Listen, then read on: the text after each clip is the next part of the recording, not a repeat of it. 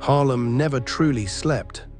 Even in the softest hours before sunrise, the streets breathed with the memory of footsteps, whispered deals, laughter that had faded into cold air, and the hum of 1,000 lives chasing tomorrow. The street lamps cast long shadows on cracked sidewalks, and the wind carried the smell of coffee, rain, and something older, history itself. Everyone in Harlem knew the name Bumpy Johnson. But what most people didn't know was that the stories about him were louder than the man himself. This story doesn't begin with power or money or fear. It begins with something far quieter. A meal. The diner on 126th Street.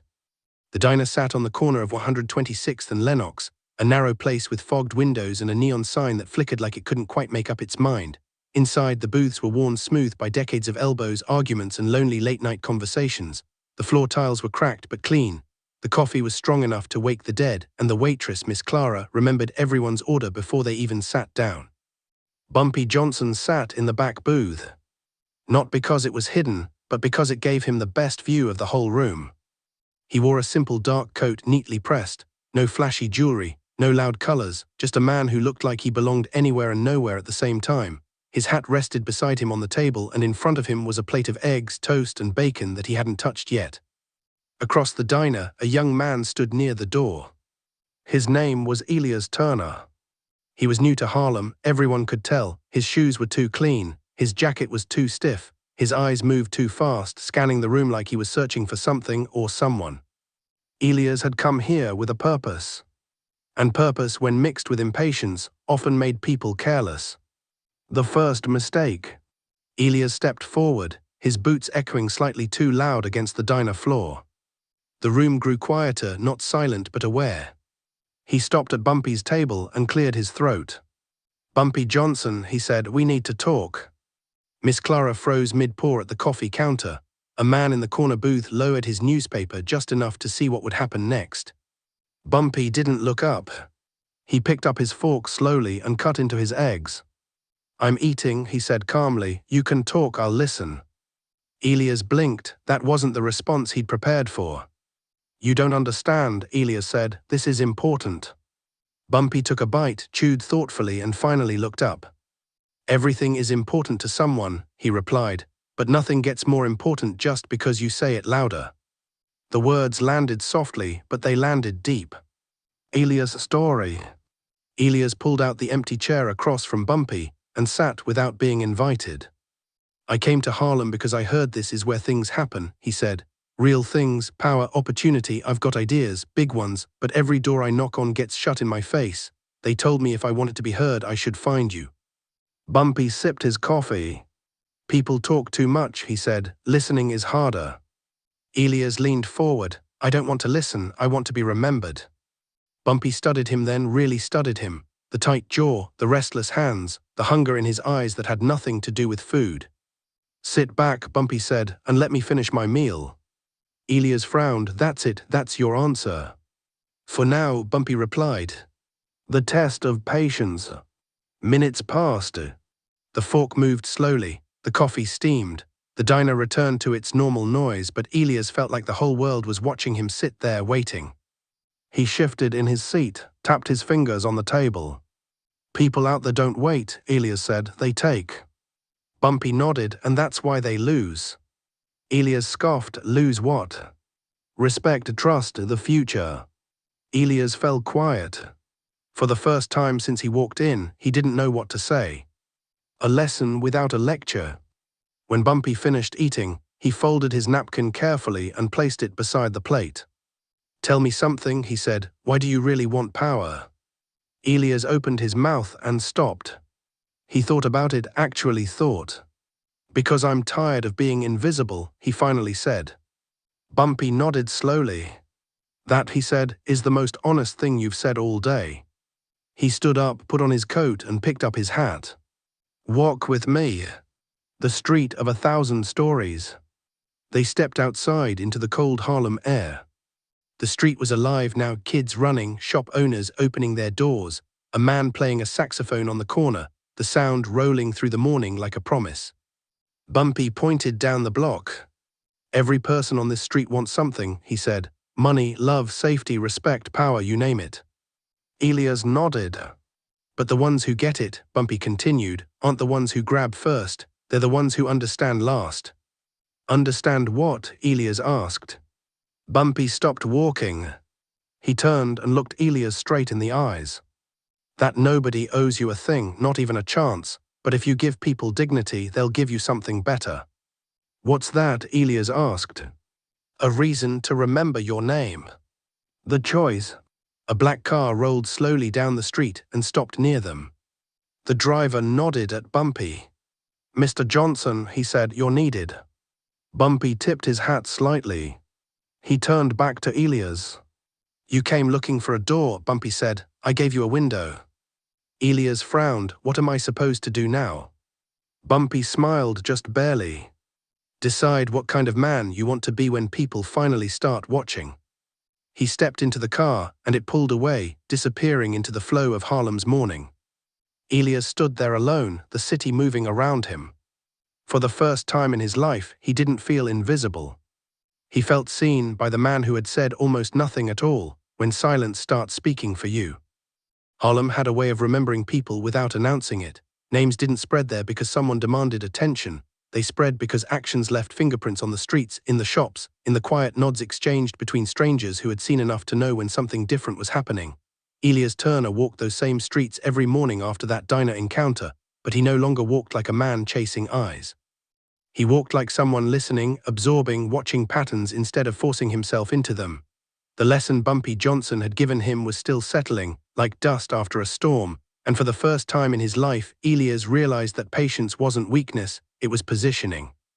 He started small not because he lacked ambition, but because he finally understood that ambition without grounding only made noise. Elias began helping at a neighborhood produce store owned by an aging man named Samuel, who struggled to keep up with deliveries and paperwork, while younger businesses swallowed customers with louder signs and cheaper promises. Elias didn't ask for money, didn't ask for credit, didn't ask to be seen. He organized inventory, negotiated fair prices with suppliers, and fixed problems before they reached Samuel's ears. Within weeks, the store ran smoother than it had in years, and people noticed without being told to notice. They noticed because consistency speaks louder than confidence ever could. Word didn't travel fast at first, but it traveled correctly. A woman who ran a tailor shop mentioned Elias to a friend who ran a barber shop. A delivery driver mentioned his name to someone who worked nights unloading crates near the river. Elias never announced himself, he waited to be introduced by the work itself. That patience created something rare, trust without fear. People felt safe around him because he didn't rush them, didn't pressure them, didn't posture. He listened, remembered details, followed through. In Harlem, that mattered more than promises. Still, Elias struggled internally. There were nights when he replayed that diner moment again and again, wondering if he had misunderstood Bumpy's lesson, wondering if he was moving too slowly in a world that rewarded speed. He watched men flash money they didn't own, speak loudly about power they hadn't earned, and gain attention faster than he did. Doubt crept in during those moments, whispering that silence might erase him again. But every time doubt rose, Elias remembered the look in Bumpy's eyes, calm, unhurried, unafraid, and he held his course. Several months later, an unexpected problem shook a block near Lenox Avenue. A disagreement between suppliers and local shop owners threatened to shut down multiple businesses at once, not through violence or confrontation but through stubbornness and pride. Meetings were held, voices raised, accusations exchanged, yet nothing moved forward. Elias was invited only because someone remembered he knew how to make things work. He didn't speak much during that meeting. He listened as people repeated the same points in different tones, watched who interrupted and who was interrupted, and noticed which silences were heavy with frustration rather than thought. When he finally spoke, he didn't argue, he summarized. He reflected their concerns back to them so clearly that people heard themselves for the first time, and in that clarity, solutions surfaced naturally. The room didn't erupt in applause, it exhaled. Agreements were reached not because Elias demanded them, but because he made space for reason to breathe. That night, as Elias walked home under flickering streetlights, he realized something profound. People weren't just listening to him now, they were waiting for him to speak. That shift didn't inflate his ego, it grounded him further. He understood now why Bumpy had finished his meal first. Power that rushes arrives unstable. Power that waits arrives complete. Unbeknownst to Elias, his name had begun circulating in quieter circles, not as a threat, not as a force, but as a presence.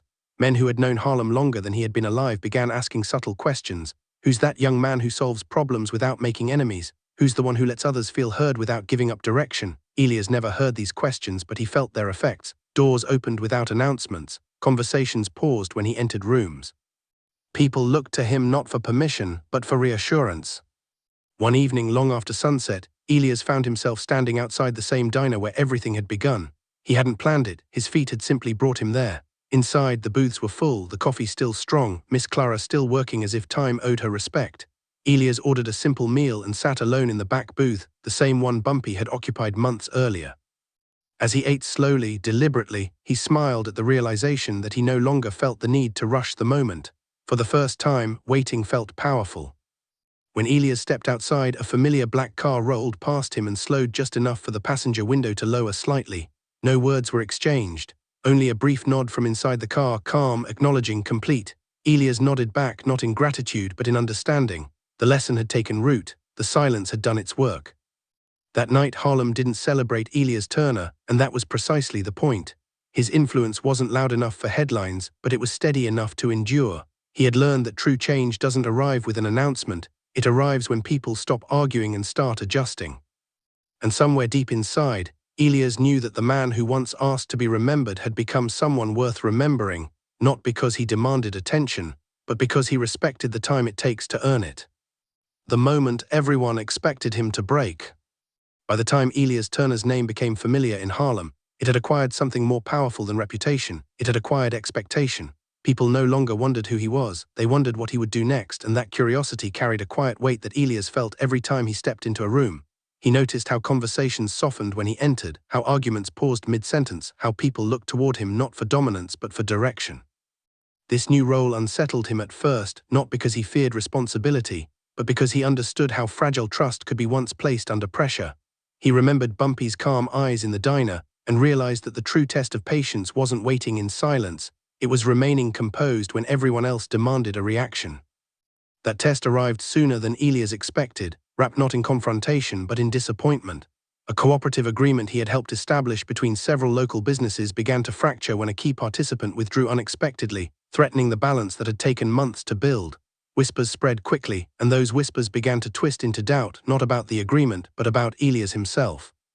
Some claimed he had misjudged the people involved, others suggested he had overreached his influence, and a few wondered aloud whether his quiet methods were too soft for real challenges. Elias heard these doubts indirectly, carried through hesitant looks and unfinished sentences, and each one pressed against the calm he had worked so hard to cultivate. The pressure intensified when a meeting was called at a crowded community hall, filled with shop owners, workers, and voices sharpened by frustration. The room buzzed with expectation, not hope, and Elias felt the shift immediately. People didn't want understanding that night, they wanted answers, and answers demanded speed. When Elias took his seat near the front, silence spread unevenly, heavy with anticipation. Everyone waited for him to speak first, to defend himself, to explain, to promise solutions. But Elias didn't rush. He sat still, listening to the murmurs settle, allowing the moment to reveal its true shape before stepping into it. As accusations surfaced and tempers flared, Elias observed not just what was being said, but why it was being said. Fear hid beneath the anger, fear of loss, fear of instability, fear of returning to chaos. He realized then that speaking too quickly would only satisfy the noise, not the need. When someone finally demanded that he respond, Elias stood slowly, his movements deliberate enough to command attention without demanding it. He didn't raise his voice, didn't argue, didn't deny responsibility. Instead, he acknowledged the disappointment openly, naming it without assigning blame, and in doing so, he lowered the tension that had been feeding on uncertainty. Elias explained that trust, once shaken, could not be repaired through force or haste, only through consistency and accountability. He outlined what had gone wrong without disguising the truth, admitted where expectations had been too optimistic, and clarified what could still be preserved if people were willing to recommit not to him but to each other. His words weren't polished speeches, they were steady, grounded reflections shaped by listening rather than strategy. The room, which had come prepared for conflict, found itself recalibrating. People leaned back in their chairs, anger giving way to consideration, because Elias had refused to mirror their urgency with panic. Still, not everyone was convinced. A few voices remained sharp, questioning whether patience was enough, whether restraint could survive future challenges. Elias didn't dismiss those doubts. He invited them into the conversation, asking questions rather than issuing reassurances, demonstrating that strength didn't require certainty, only integrity.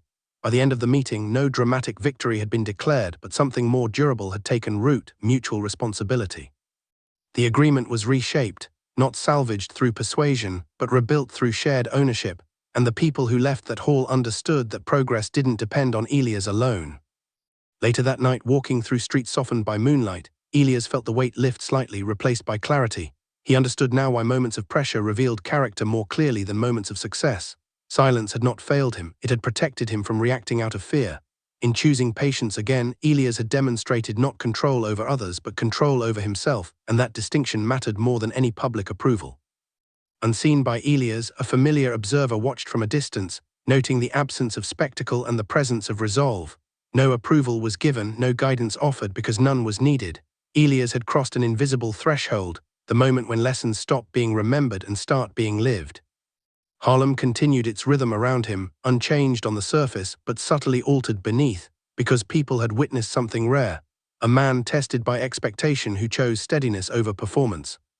As Elias disappeared into the night, he didn't feel triumphant, he felt aligned. The noise had come and it had passed, leaving behind something quieter but stronger than before. And though Elias couldn't yet see where this path would lead, he understood that the most difficult moments were no longer ahead of him, they were shaping him, one deliberate decision at a time, the quiet choice that changed everything. Time has a way of revealing the weight of choices long after the noise around them fades, and Elias Turner learned this not through applause or recognition, but through the subtle shift in how Harlem began to move around him. Weeks passed after the tense community meeting, and something remarkable happened without announcement. Stability returned. Businesses reopened with renewed coordination, disagreements were addressed earlier instead of allowed to rot into resentment, and people began seeking conversation before conflict. Elias did not position himself as a leader in these moments, he positioned himself as a constant, and constancy proved far more influential than command. The city, which had once tested him with doubt, now trusted him with continuity, and that trust carried a responsibility heavier than ambition ever had. Elias noticed that people approached him differently now, not with urgency but with intention. They spoke thoughtfully, choosing words instead of forcing them because they had learned from watching him that calm created space for solutions. He became someone people consulted before making decisions, not because he held authority but because he respected consequences. Elias listened more than he spoke, and when he did speak, his words carried weight precisely because they were not frequent. He remembered the diner, the meal left unfinished until the moment was right, and he understood now that patience was not a strategy but a discipline that shaped every interaction. One evening, as winter crept quietly into Harlem, Elias was invited to a small gathering held not for celebration but for reflection. There were no speeches planned, no announcements made, just a room filled with people who had lived long enough to recognize when something meaningful had taken place. They spoke about changes they had noticed, not naming Elias directly at first, but describing a shift in tone, a reduction in fear, a renewed sense of shared purpose. When someone finally acknowledged Elias openly, the room did not erupt into praise, it simply nodded, as if confirming something already understood. Elias felt no rush of pride, only a deep awareness that influence earned quietly must be carried carefully. Later that night, walking alone through familiar streets, Elias felt the full arc of his journey settle within him. He had arrived in Harlem hungry to be remembered, driven by impatience and a desire to matter, yet it was restraint that had given him meaning. He understood now that power revealed itself not in moments of control, but in moments of choice, especially when choosing calm over reaction came at a personal cost. The city had not changed because Elias demanded it. It had changed because he refused to escalate what did not need escalation, and in doing so, he had given others permission to do the same. As Elias passed the old diner on 126th Street, he paused, drawn by memory rather than intention. Inside, the booths looked the same, the light just as warm, the atmosphere unchanged, and that comforted him. He ordered a simple meal and sat quietly, savoring not just the food but the moment itself. There was no urgency now, no hunger for recognition, only appreciation for the stillness he had once misunderstood as delay. Finishing his meal slowly, Elias smiled, realizing that what had once felt like waiting had actually been preparation. When Elias stepped outside, the night air carried the familiar rhythm of Harlem, steady, resilient, alive.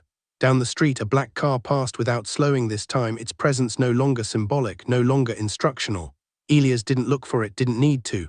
The lesson had completed its journey. He had learned that silence, when chosen deliberately, could shape outcomes more powerfully than any display of force, and that dignity, once practiced consistently, multiplied beyond the individual. Years later, people would struggle to pinpoint exactly when Harlem changed or who was responsible, and that uncertainty would be Elias' quiet legacy. His name would surface occasionally, not in headlines, but in conversations that began with phrases like, "There was a time when someone showed us another way." Elias never corrected those stories, never claimed ownership, because he understood that the most lasting influence leaves no signature. It simply becomes part of how people move forward.